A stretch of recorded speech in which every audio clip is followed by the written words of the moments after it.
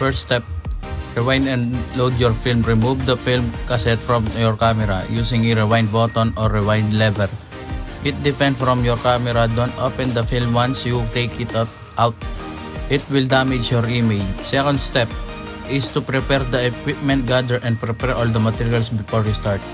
Next step is open the film cassette. Before you open, make sure the light is off to avoid contaminate and prevent damage the sensitive film.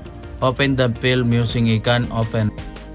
Next step is cut the film. Cut the first part until unroll it until the end, since you need to fill where the end is using your finger. Next step is load the film in the trail with no lights. Get in securely the film sa end rail, then cut the end. Next step is put the film into the tank with lid and securely tighten into the place by rotating it. Next is mixing developing chemicals and set a timer for the developing mixture inside the tank and set a timer. It typically needs 8 to 10 or 11 minutes, but it depends on what kind of film that you use.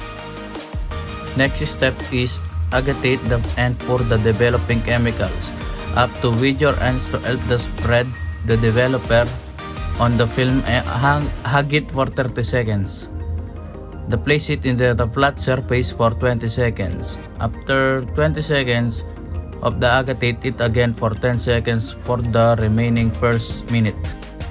Stop bath. Next step is stop bath and agitate for the stop bath chemical to neutralize the developer and the step the film from becoming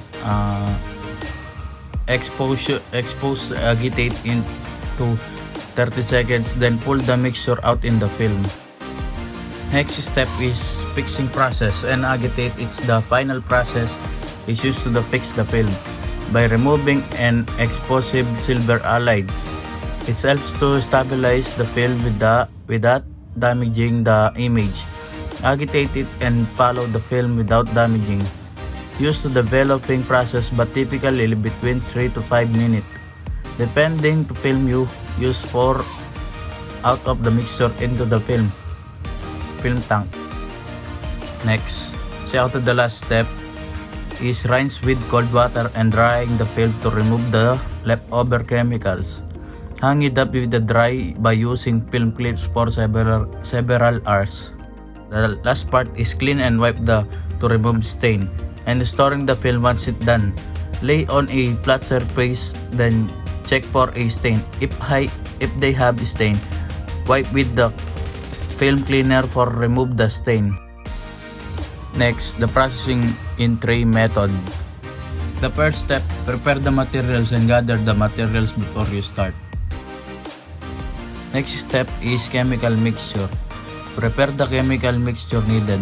The developer, film, the stop bath. It neutralizes the developer and stop the film becoming overexpose. The fixture is the final process used to be fixed the film by removing silver halides.